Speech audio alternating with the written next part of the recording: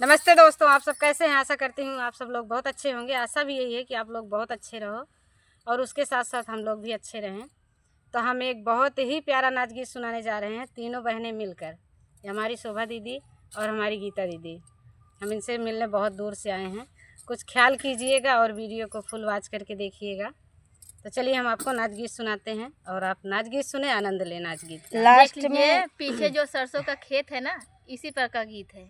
और दोस्तों ना, लास्ट में आपको जब पूरा वीडियो आप लोग देख लेंगे ना, तो लास्ट में आप सबको इसमें नंबर भी मिलेगा। रसगुल्ला मिले भैया। लास्ट में हमारा नंबर है। हमारे दीदी बना के रख के आए हैं कमरा पे। अरे सरसों के साग जोन्हरी के रोटिया, पिया खानवा न खाबै भूखा बरतिया, पिया खानवा न खाबै भूखा बरतिया। सरसों के साग जोन्हरी के रोटिया, पिया खानवा न खाबै भूखा बरतिया, पिया खानवा न खाबै भूखा बरतिया। होतै सवेरे अपने भैया का बोलाऊ बई, होतै सवेरे अपने भैया का बोलाऊ बई, भैया का बोलाऊ अपने भैया का बोलाऊ बई। चली जा बनाई हरवा तुमाना बतिया, चली जा बनाई हरवा तुमाना बतिया, पिया खानवा न खाबै भूखा बरतिया, पिया खानवा न खाबै भूखा बरतिया। सरसों के साग जोन्हरी के रोटिया, पिया खानवा न खाबै भूखा बरतिया, पिया खानवा न खाबै भूखा बरतिया। तो भैया देखिए पत्नी का क्या कहना है। बिल्कुल सुनाइए। अरे पति जी का कहना है, सॉरी। सासुरे कई हाली धाना नैहर जिनी बतावा, सासुरे कई हाली धाना नैहर जिनी बतावा, सासुरे कई हाली धाना नैहर जिनी बतावा। तनवा मारी है तोहरी भौजी सही न पौबू बतिया, तनवा मारी है तोहरी भौजी सही न पौबू बतिया, पिया खानवा नवा न खाबै भूखा बरतिया, पिया खानवा न खाबै भूखा बरतिया।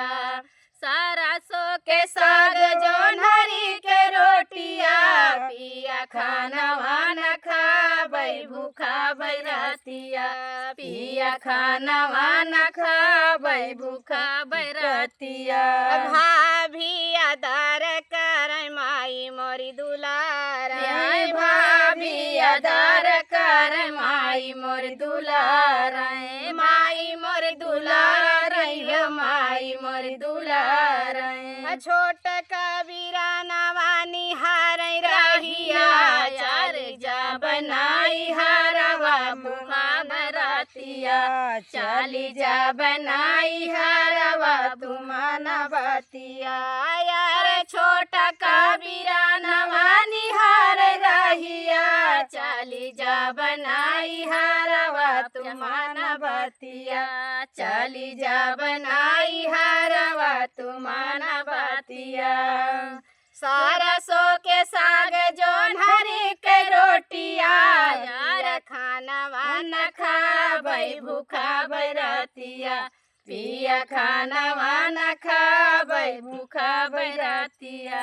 तो देखिए पति क्या कह रहा है कि कोई आदर सम्मान नहीं है, मत बताओ मत जाओ। तो उसके आगे पति का क्या कहना है। हाँ बिल्कुल सुनाइए। भाभी के आदर नाही माई कई दुलारवा, भाभी के आदर नाही माई कई दुलारवा, भाइया प्रेम बसी जा बुरतिया, रे भाइया प्रेम बसी जा बुरतिया, पिया धाना मानिला कहानवा जिन जलाई हरवा, धाना मानिला कहनवा जिनी जानाई हरवा, जाना नाई हरवा तुमाना बत बतिया धाना जाना नाई हरवा तू माना बतिया। भैया पति डर रहा है कहीं हमारी पत्नी जाए भैया के प्रेम में बस के वहीं न रह जाए, इसीलिए रोक रहा है। अरे भैया के प्रेम बसी जई है रातिया, अरे भैया के प्रेम बसी जई है रातिया, धाना जाना नाई हरवा तू माना बतिया, धाना जाना नाई हरवा तू माना बतिया। एक नहीं मानती हैं भैया, हो जाएंगी तो जाएंगी, सरसों का साग नहीं खाएंगी। तो आगे क्या कह रही हैं, क्या कह रहे हैं उनके पति जी? अरे जा बई सहारा धाना भेजा बई रुपैया, जा बई सहारा धाना भेजा बई रुपैया।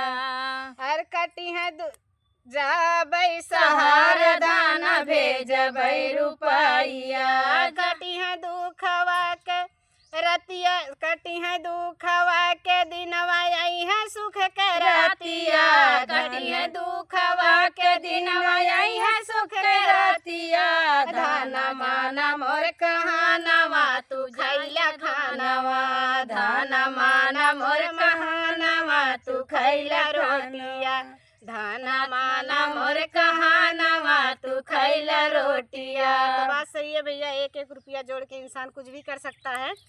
तो उसी बात पे उनका कहना है कि हम परदेश जाएंगे, पैसा भेजेंगे, आप यहीं पे रहो, अच्छे से खाओगे, अच्छे से रहेंगे, हमारा भी समय बदलेगा, सबका समय बदलता है। बिल्कुल समय बदलेगा। अरे दुख कटी है दुखवा के दिनवा आई है सुख करातिया, कटी है दुखवा के दिनवा आई है सुख करातिया, धाना मानिला कहानवा तू खैला रोटिया, धाना मानिला कहानवा तू खैला रोटिया। तो भैया गीत हमारा संपन्न होता है। तो दोस्तों बहुत ही सुंदर और बहुत धमाकेदार गीत था, और ये मतलब जवाबी गीत था। तो आप सब फुल वॉच करके वीडियो पति को पत्नी देखेंगे का जवाबी तो गीत था। लास्ट में बहुत आनंद आता है दोस्तों। जब तक आप लोग फुल वॉच नहीं करेंगे तो कैसे पता चलेगा कि गीत में कितना आनंद आया। फिर तो हम मिलेंगे। मिलते हैं नेक्स्ट वीडियो में।